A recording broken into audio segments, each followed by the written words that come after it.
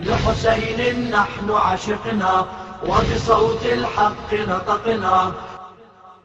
أعوذ بالله من الشيطان الرجيم. بسم الله الرحمن الرحيم. اللهم صل على محمد وآل محمد الأئمة والمهديين وسلم تسليما كثيرا. Bonjour à tous et à toutes et bienvenue dans cette suite du débat entre chiites et sunnites. Le titre de cette vidéo est « Pour la suprématie de Dieu et non celle des hommes ». C'est un titre que j'ai repris d'un des ouvrages de Sayyid Ahmad al-Hassan alayhi salam, le messager de l'imam Mahdi, que la paix soit sur lui. C'est un titre qui colle parfaitement avec le sujet qui nous occupe, à savoir que la divergence entre les sunnites et les chiites réside sur la succession du prophète Mohammed sallallahu alayhi wa sallam. Nous avons d'une part la vision chiite, qui est la manifestation de la suprématie de Dieu sur la terre, c'est-à-dire que les chiites croient fermement qu'Allah a puissance sur toute chose et qu'il a établi lui-même un califat sur la terre, ses représentants, et que l'être humain n'a aucunement son mot à dire sur cette chose, à l'inverse de la croyance sunnite qui représente la suprématie des hommes sur la terre. Pour eux, les successeurs du prophète Mohammed sallallahu alayhi wa sallam doivent être choisis par des êtres humains, une élite entre guillemets, qui choisirait qui ils veulent selon leurs désirs et leurs passions. Nous allons voir ici un extrait de vidéo mettant en scène un sunnite francophone nous expliquant ce qu'est la croyance sunnite sur la succession du prophète Mohammed sallallahu alayhi wa sallam. Dont les extrémistes des chiites, eux ils disent que l'imam est une base de la religion. L'imam est une base de la religion. Et Imam Ali devait passer avant tout le monde, devant tout le monde. C'est-à-dire qu'après Mohammed sallallahu alayhi wa sallam, il fallait que les musulmans mettent Ali ibn Abi Talib, l'imam Ali ibn Abi Talib karramallahu wajhahu, comme khalifa des musulmans. C'est une pure gymnastique, c'est une pure pirouette, c'est un pur fantasme intellectuel, plutôt satanique cette chose. De croire que l'imam Ali est une base de la religion musulmane. Non. En islam, c'est shura, c'est la concertation, c'est se concerter. Dans umur muslimin, dans les affaires des musulmans, c'est là on se concerte entre nous. Voilà donc la croyance des sunnites concernant le choix du successeur du prophète Mohammed sallallahu alayhi wa sallam. Ils propagent depuis des siècles l'idée que la meilleure façon de trouver un successeur était de faire une concertation, une sorte d'élection démocratique où les gens pouvaient choisir selon leurs désirs, leurs envies et leurs passions un successeur digne au saint prophète, un peu comme l'ont fait il y a quelques jours les chrétiens qui se sont réunis en un conclave de notables parmi eux afin de trouver un successeur digne à Benoît XVI.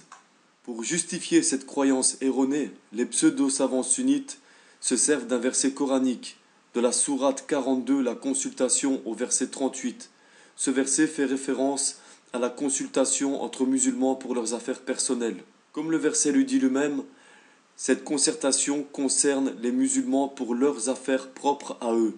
Et nous allons voir dans un verset plus explicite, parlant clairement du califat de Dieu sur la terre, que ce n'est pas le choix des hommes, mais que c'est une affaire déjà bien établie par Allah. Voyons ce verset. Lorsque ton Seigneur confia aux anges « Je vais établir sur la terre un vicaire, khalifa », ils dirent « Vas-tu y désigner un qui y mettra le désordre et répandra le sang quand nous sommes là à te sanctifier et à te glorifier ?»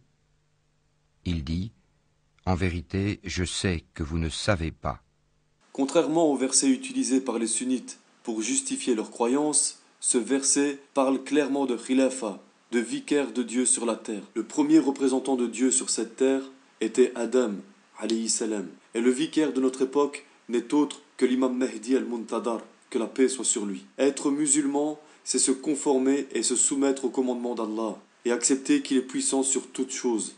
Alors pourquoi ne pas accepter sa parole et se soumettre pleinement? À présent, examinons de plus près l'élection d'Abu Bakr selon la croyance des sunnites, et voyons par après si cela est conforme à la croyance islamique. L'élection de Abu Bakr. Le peuple devait avant tout choisir un nouveau chef. Ce dernier était nécessaire pour la bonne marche des affaires. L'urgence de ce besoin n'admettait pas de délai, car cela pourrait créer des désordres qui mèneraient à la destruction de l'œuvre de Mohammed. Ce dernier était décédé, mais l'État devait continuer à exister. Il y avait deux groupes importants, les Muhajirin, émigrés mécois, et les Ansar, personnes de Badinat, qui avaient aidé les émigrés. Ces derniers se réunirent à Saqifa, Bani Saïda, leur lieu de réunion, près de chez Sa'ad bin Abada, leur chef. Il fut bien sûr question de l'élection d'un calife. Sa'ad déclara que le calife devait être choisi parmi eux. Cette proposition fut secondée par beaucoup d'autres personnes. Un homme se leva et dit « Les Muhajirin ont peut-être plus de droits. Que l'on désigne donc deux califes, un parmi les Ansar et l'autre parmi les Muhajirin, suggéra quelqu'un d'autre. Abu Bakr fut informé de cette réunion. Il décida d'agir rapidement, sinon la confusion s'installerait de nouveau. Il partit vers Saqifa avec un groupe de Muhajirin et s'adressant à l'assemblée, il dit « Les Muhajirin sont aussi bien que les Ansar. Ils ont rendu d'énormes services à l'islam. Cependant, les Muhajirin furent les premiers à embrasser l'islam et ont toujours été très proches de Mohammed. Ô Ansar, que le calife soit élu parmi eux. » Un homme de la tribu des Khazraj se leva et dit « Si vous ne voulez pas que l'un de nous soit le calife, alors qu'il y en ait deux, un Ansari et un Muhajir. » Cela ne pourrait être, dit Abu Obaïda bin Dahat, au Ansar. Vous êtes de ceux qui ont rendu l'islam fort. Ne faites donc rien qui puisse détruire votre œuvre. En entendant cela, un autre membre de la tribu de Khazraj se leva et dit « Ô Ansar, tout ce que nous avons fait pour l'islam, nous l'avons fait pour plaire à Allah et à son messager, et non pour rendre service à quiconque. Cela ne doit pas nous servir de prétexte pour occuper une fonction quelconque. Écoutez, le prophète d'Allah appartenait à la tribu des Quraïsh, ces derniers méritent davantage ce poste. Par Allah, je pense que c'est injuste de disputer avec eux à ce propos. Craignez Allah et ne vous opposez pas à eux. » Ce discours d'un des leurs fit taire les Ansar et ils acceptèrent qu'un Muhajir fût élu calife. Abu Bakr dit alors « Chers amis, je pense que Omar ou Abu Obaïda doit être calife. Choisissez l'un d'eux. » En entendant cela, Omar et Abu Obaïda se levèrent brusquement et s'exclamèrent « Oh, Siddiq, comment peut-il se faire? Comment quelqu'un d'autre peut-il occuper cette fonction tandis que vous êtes là? Vous êtes le premier des Muhajirin. Vous avez été le compagnon de Mohammed dans la caverne de Thor. Vous avez officié les prières à sa place pendant sa maladie. La prière occupe le premier plan en islam. Avec toutes ces qualifications, vous êtes l'homme le mieux placé pour être le successeur du prophète d'Allah. Présentez votre main afin que nous puissions vous jurer allégeance. » Mais Abu Bakr n'offrit pas sa main. S'apercevant que le délai pourrait provoquer un rebondissement de la question et créer plus de difficultés, Omar prit la main de Abu Bakr et prêta le serment d'allégeance. D'autres suivirent son exemple. De tous côtés, les gens se précipitèrent pour jurer allégeance au successeur de Mohammed. Abu Bakr était devenu calife par consentement général. Contrairement à ce que veulent nous faire croire les sunnites depuis des siècles, l'élection d'Abu Bakr était loin d'être une évidence. Et nous avons vu ici qu'historiquement, cela s'est passé dans l'urgence et la cohue. Et que ce n'est nullement Allah et son messager qui ont choisi Abu Bakr, mais c'est Omar ibn al-Khattab qui l'a choisi. Est-il vraiment raisonnable de croire, ou même de penser, que l'héritier du plus grand des prophètes que Dieu ait envoyé sur cette terre puisse être désigné de telle façon et dans une telle situation? Lorsque l'on sait que Omar lui-même a dit que cette élection était une erreur, voici un hadith qui a été tiré dans un livre sunnite. Omar a dit « L'investiture d'Abu Bakr fut une erreur.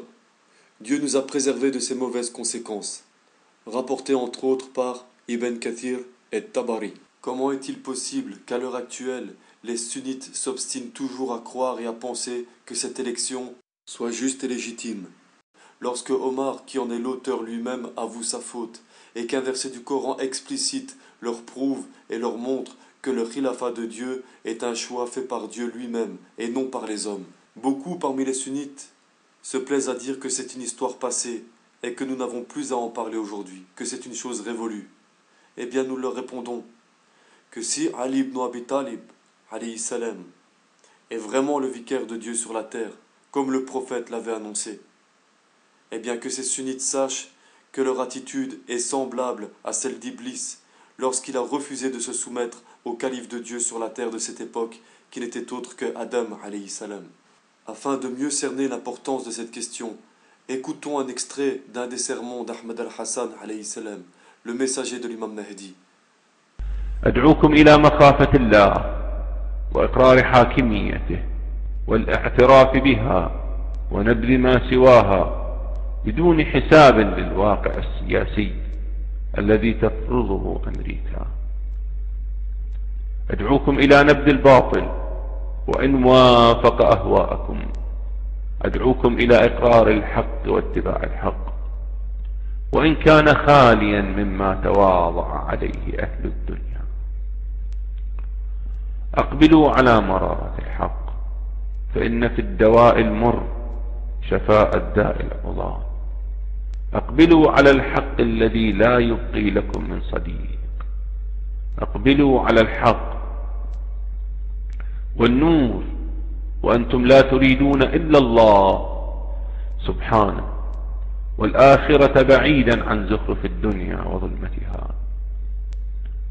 قال أبو ذر: قال لي حبيبي رسول الله صلى الله عليه وآله: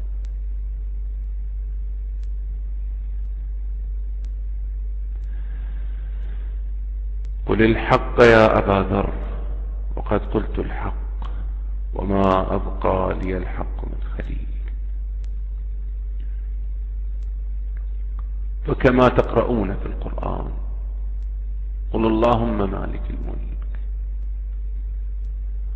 تؤتي الملك من تشاء وتنزع الملك ممن تشاء وتعز من تشاء وتذل من تشاء بيدك الخير إنك على كل شيء قدير. وكما تلبون في الحج: لبيك اللهم لبيك لبيك لا شريك لك لبيك إن الحمد والنعمة لك والملك لك لا شريك لك. اعملوا بهذه الآية وهذه التلبية، عندها ستجدون أن التنصيب بيد الله وليس بيد الناس، فما لكم كيف تحكمون؟ لبيك اللهم لبيك الملك لك لا شريك لك رغم أنوف الكافرين بملكك وحاكميتك في أول الزمان وفي آخر الزمان. وسيعلم الكافرون بتنصيب الله ومن اتبعهم ويتبعهم أي منقلب ينقلبون، والعاقبة للمتقين الذين لا يقبلون بتنصيب الله بدلا ولا يجعلون لله في ملكه شريكا. وستكون هذه التلبية عارا على من يرددونها في الحج وهم لا يعملون بها ولا يعترفون بتنصيب الله وملكه، وكأنهم أنعام لا يفقهون ما يقولون، بل هم أضل سبيلا لأنهم خلقوا ليفقهوا ما يقولون لكنهم أزروا بأنفسهم.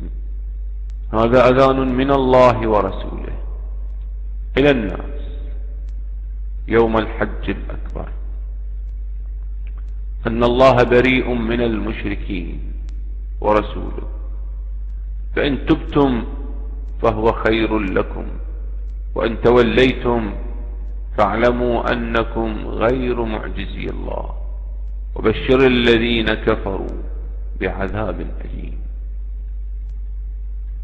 والحق أقول لكم أيها المؤمنون إن يزيد لعنه الله لم يستطع قتل الحسين لأن الحسين عليه السلام ثار من أجل تثبيت حاكمية الله التي نقضت في السقيفة والشورى الكبرى، وقد نجح الحسين في تثبيت حاكمية الله، وأن الملك والتنصيب لله وبيد الله وليس للناس ولا بيد الناس.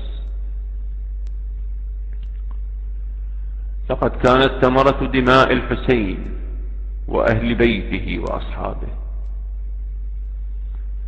أمة مؤمنة وقفت بوجه الطواغيت الذين تسلطوا على هذه الأمة، ولم ترضى هذه الأمة المؤمنة بتنصيب الله بدلا طوال أكثر من 1000 عام. ولكن جاء علماء آخر الزمان غير العاملين ليهدموا ما بناه الحسين بدمه الطاهر المقدس. جاءوا لتثبيت حاكمية الناس ونقض حاكمية الله، ولحسابات دنيوية رخيصة باعوا دين الله ظنا منهم أن عقولهم الناقصة قادرة على تشخيص مصلحة الأمة الدنيوية، مع أنهم لم ينظروا إلى مصلحة الأمة الأخروية مطلقا.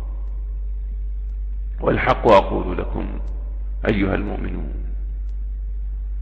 إنهم لن يستطيعوا قتل الحسين